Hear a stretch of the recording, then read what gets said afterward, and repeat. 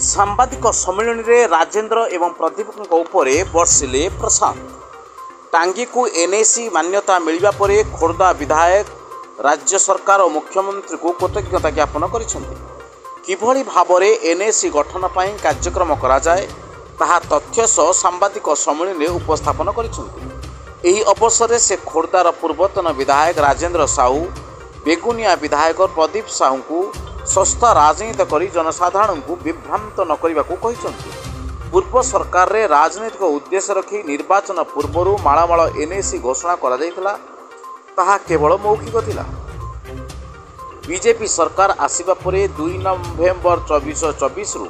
NAC प्रक्रिया आरंभ करा जहाँकि आज सफल होइछि। 2 दिन तले टांगी एनएसी घोषणा को नहीं पूर्वतन मुख्यमंत्री को समस्त श्रेय देइथिले राजेंद्र साहू।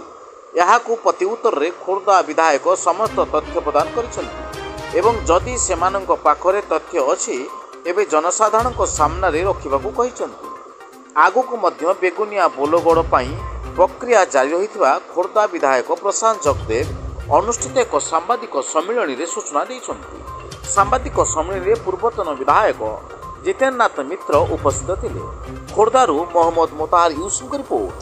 जनता जिंदाबाद। 2011 मांगिले सरकार जे बेगुनिया बोलगड़ आउ टांगी रे समस्त क्राइटेरिया फुलफिल कला समस्त डॉक्यूमेंट प्रोड्यूस करा एवं तापरे मागिला परे 10/3 रे हमर गला अर्बन डिपार्टमेंट को डायरेक्टर म्युनिसिपल एडमिनिस्ट्रेशन को चिट्ठी नंबर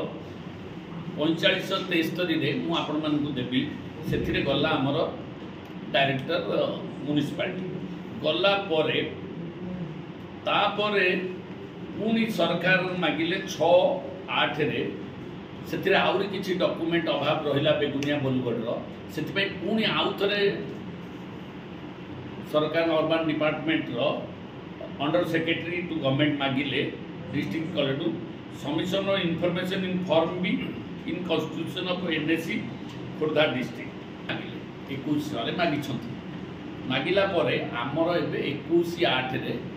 आमे बेगुनिया बोलगड़ पुणी जिलापाल वर्तमान तांकू देइछंती रिपोर्ट जहाद्वारा कि आगामी दिन में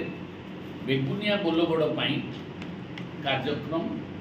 आरंभ माने ना ए विषय तांकर धारणा अच्छी ना से ये विषय ज्ञान थिला भलिया कहीं मत लागुनि किंतु सस्ता राजनीतिक कथा कही एनएसी आमर दाबी एनएसी बेगुनिया बोलगड़ एनएसी आमर दाबी खाली पार्टी रे कही लोकों को विभ्रांतिकर कर निश्चित भाव में जो कथा मोर आउ टिके कहया चाहूँगी जे सी कहले जे सरकार दृष्टि नाई कि सरकार आम प्रति अवहेला कर कहबार कारण होची सी चाहती बेगुनिया बोलगड़ एनएसी हो कारण हो गले सरकार माइलेज नहीं जी से लोकों आगे एनएसी हो एवं दाबी करती दाबी करुँच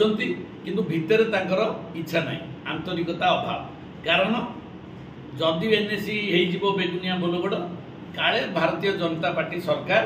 माइलेज नहीं जीवे से राजनीति करने को सुजोग हेनी कारण जिते पर्यंत नब से पर्यंत आंदोलन नब से पर्यंत लोक कहु कि असुविधा तेणुक से दृष्टिकोण मु भावुची सी आंतरिकता नहीं बेगुनिया बोलगड़ एनएसी हो।